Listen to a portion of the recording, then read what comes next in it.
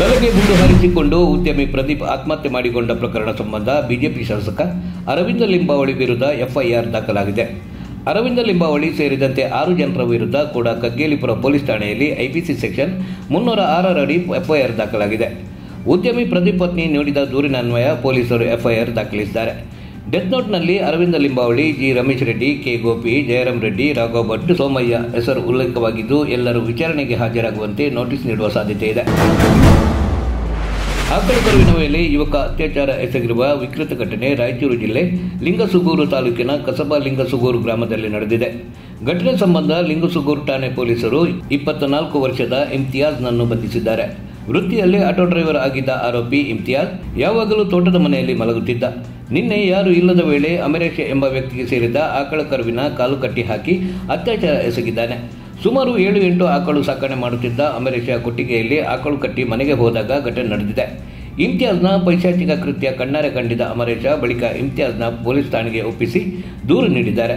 Section 377 ಅಡಿಯಲ್ಲಿ ಇಮ್ತಿಯಾಜ್ ವಿರುದ್ಧ FIR ದಾಖಲಾಗಿದೆ.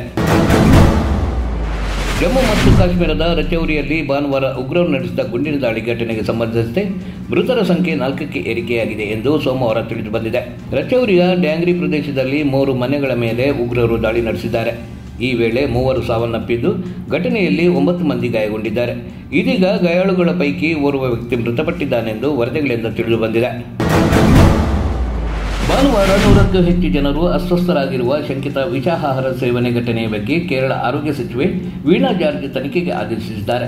ಕೇರಳದ ಪತ್ತನಂತಿಟ್ಟ ಜಿಲ್ಲೆಯ ಕೀಜ್ ವೈಪರಾಜ್ ಪ್ರದೇಶದಲ್ಲಿ ಈ ಘಟನೆ ನಡೆದಿದೆ. ಅಸ್ವಸ್ಥರನ್ನು ಜಿಲ್ಲೆಯ ವಿವಿಧ ಆಸ್ಪತ್ರೆಗಳಿಗೆ ದಾಖಲಿಸಲಾಗಿದ್ದು ಸದ್ಯ ಅವರು ಚಿಕಿತ್ಸೆ ಪಡೆಯುತ್ತಿದ್ದಾರೆ. ಕೇರಳ ಆರೋಗ್ಯ ಸಚಿವರು ಈ ಬಗ್ಗೆ ತನಿಖೆಗೆ ಆದೇಶಿಸಿದ್ದು ತನಿಖೆ ನಡೆಸಿ ವಿವರವಾದ ವರದಿಯನ್ನು ಸಲ್ಲಿಸಲು ಆಹಾರ ಸುರಕ್ಷತಾ ಆಯುಕ್ತರಿಗೆ ಸೂಚಿಸಲಾಗಿದೆ. ಸೋಮವಾರ ಮುಂಜಾನೆ ರಾಜಸ್ಥಾನದಲ್ಲಿ ರೈಲು ಹಳಿ ತಪ್ಪಿದ ಪರಿಣಾಮ ಸುಮಾರು 10 ಪ್ರಯಾಣಿಕರು ಗಾಯಗೊಂಡಿದ್ದಾರೆ. ಪಾಲಿಯ ರಾಜಕೀಯ ವಾಸ್ನಲ್ಲಿ ಮುಂಜಾನೆ 3:27 ಸುಮಾರಿಗೆ ಅಪಘಾತ ಸಂಭವಿಸಿದೆ. ಸೂರ್ಯನಗರಿ ಎಕ್ಸ್ಪ್ರೆಸ್ನ 8 ಬೋಗಿಗಳು ಜೋಧ್ಪುರ್ ವಿಭಾಗದ ರಾಜಕೀಯ ವಾಸ್ ಗೋಮದ್ರಾ ವಿಭಾಗದ ನಡುವೆ ಹಳಿ ತಪ್ಪಿದೆ ಎಂದು ಅಧಿಕಾರಿಗಳು ತಿಳಿಸಿದ್ದಾರೆ. ಬಾಂದಾ ಟರ್ಮಿನಲ್ನಿಂದ ಹೊರಟ ರೈಲು ಜೋಧ್ಪುರಕ್ಕೆ ತೆರಳುತ್ತಿತ್ತು. ಘಟನೆಯಲ್ಲಿ ಯಾವುದೇ ಪ್ರಾಣಾಪಾಯ ಸಂಭವಿಸಿಲ್ಲ ಎಂದು ತಿಳಿದುಬಂದಿದೆ. ನಾಸಿಕ್ನ ರಾಸಾಯನಿಕ ಕಾರ್ಖಾನೆಯಲ್ಲಿ ಸ್ಫೋಟ ಸಂಭವಿಸಿದ್ದು 2 ಸಾವನ್ನಪ್ಪಿದ್ದು 17 ಮಂದಿ ಗಾಯಗೊಂಡಿದ್ದಾರೆ. ಜಿಂದಾಲ್ ಪಾಲಿ ಫಿಲ್ಮ್ಸ್ ರಾಸಾಯನಿಕ ಕಾರ್ಖಾನೆಯ ಬಾಯ್ಲರ್ನಲ್ಲಿ ಈ ಅವಘಡ ಸಂಭವಿಸಿದೆ. ಮುಂಬೈ ಆಗ್ರಾ ಹೆದ್ದಾರಿಯಲ್ಲಿ ಇಗಟ್ಟುರಿ ಸ್ಫೋಟದ ತೀವ್ರತೆ ಎಷ್ಟಿತ್ತೆಂದರೆ ಸದ್ದು ಪಕ್ಕದ ಗ್ರಾಮಗಳಿಗೂ ಕೇಳಿಸಿದೆ. ಘಟನೆಯ ಸ್ಥಳಕ್ಕೆ ಸಿಎಂ ಏಕನಾಥ್ ಶಿಂದೆ ಭೇಟಿ ನೀಡಿದ್ದು ಗಾಯಾಳುಗಳನ್ನು ಆಸ್ಪತ್ರೆಗೆ ದಾಖಲಿಸಲಾಗಿದೆ. ಘಟನೆಗೆ ಕಾರಣ ಇನ್ನೂ ತಿಳಿದು ಬಂದಿಲ್ಲ. ಘಟನಾ ಸಂಬಂಧ ಉನ್ನತ ಮಟ್ಟದ ತನಿಖೆ ನಡೆಸಲಾಗುತ್ತಿದೆ ಎಂದು ತಿಳಿದುಬಂದಿದೆ. ವಿಷ ನಿಜಕ್ಕೂ ದುಬಾರಿ. ಅದನ್ನು ಸಂಗ್ರಹಿಸುವಲ್ಲಿಯೂ ಅಷ್ಟೇ, ಅದನ್ನು ರಕ್ಷಿಸಿರುವಲ್ಲಿಯೂ ಅಷ್ಟೇ, ಕೊನೆಗೆ ಅದನ್ನು ಬಳಸಿದ ಮೇಲೂ ಅಷ್ಟೇ ದುಬಾರಿಯಾದೀತು. ಆದರೆ ಇಲ್ಲೊಬ್ಬರು ಜೇನು ನೊಣಗಳಿಂದ ಜೇನು ವಿಷ ಸಂಗ್ರಹಿಸುವ ಸಾಹಸಕ್ಕೆ ಕೈ ಹಾಕಿ ಯಶಸ್ವಿಯಾಗಿದ್ದಾರೆ. ದಕ್ಷಿಣ ಕನ್ನಡ ಜಿಲ್ಲೆಯ ಮಂಗಳೂರು ತಾಲೂಕಿನ ಹೊರವಲಯದ ಕಿನ್ನಿಗೋಳಿಯ ಪ್ರಜ್ವಲ್ ಶೆಟ್ಟಿಗಾರ್ ಜೇನು ವಿಷ ಅಂದರೆ ವೆನಮ್ ಪಡೆಯುವ ಯಂತ್ರವನ್ನು ಸ್ವತಃ ತಯಾರಿಸಿ ವಿಷ ಸಂಗ್ರಹಿಸುವಲ್ಲಿ ಯಶಸ್ವಿಯಾಗಿದ್ದಾರೆ. ಜೇನು ಪೆಟ್ಟಿಗೆಯ ಮುಂಭಾಗ ನೊಣಗಳ ಓಡಾಟ ದ್ವಾರದಲ್ಲಿ ವಿಷ ಸಂಗ್ರಹಿಸುವ ಪ್ಲೇಟ್ ಇಟ್ಟು ಬ್ಯಾಟರಿ ಮೂಲಕ ಸಣ್ಣ ವೋಲ್ಟೇಜಿನಲ್ಲಿ ವಿದ್ಯುತ್ ಪ್ರವಹಿಸಲಾಗುತ್ತದೆ. ನೊಣಗಳು ಪ್ಲೇಟ್ ಮೇಲೆ ಕೂತಾಗ ವೈಬ್ರೇಷನ್ಗೆ ಒಳಗಾಗಿ ವಿಷ ಕೊಂಡಿಯಿಂದ ಗಾಜಿನ ಪ್ಲೇಟ್ ಮೇಲೆ ಕುಟುಕುತ್ತವೆ. ಆ ವೇಳೆ ವಿಷ ಗಾಜಿನ ಮೇಲೆ ಸಂಗ್ರಹವಾಗುತ್ತದೆ. ತಕ್ಷಣವೇ ಅದನ್ನು ಶೇವಿಂಗ್ ರೇಸರ್ನಿಂದ ಸಂಗ್ರಹಿಸಲಾಗುತ್ತದೆ. ಇತ್ತೀಚೆಗೆ ಕಾಂತಾರ ದೈವ ಅವಮಾನಿಸಿದ ಯುವಕ ರಕ್ತಕಾರಿ ಸತ್ತ ಅನ್ನೋ ವಿಡಿಯೋ ವೈರಲ್ ಆಗಿತ್ತು.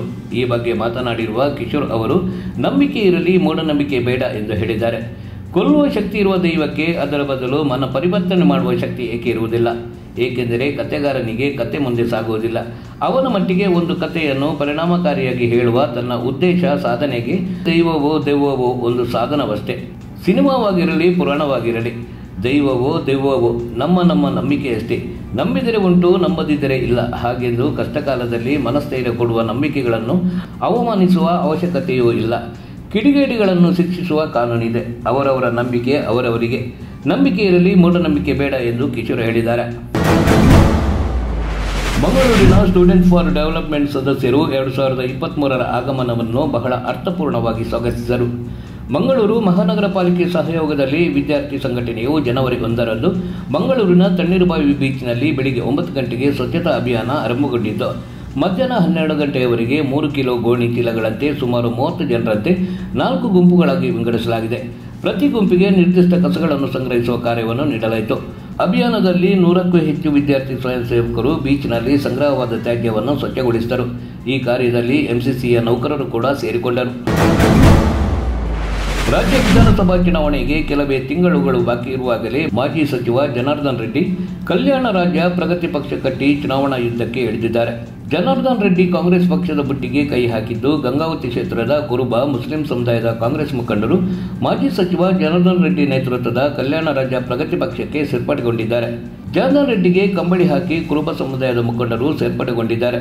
ಈ ಮೂಲಕ ಸಿದ್ದರಾಮಯ್ಯನವರ ಬಲಗೈ ಬಂಟರಾಗಿರುವ ಇಕ್ಬಾಲ್ ಅನ್ಸಾರಿ ಅವರಿಗೆ ನಡುಕ ಹುಟ್ಟಿಸಿದ್ದಾರೆ.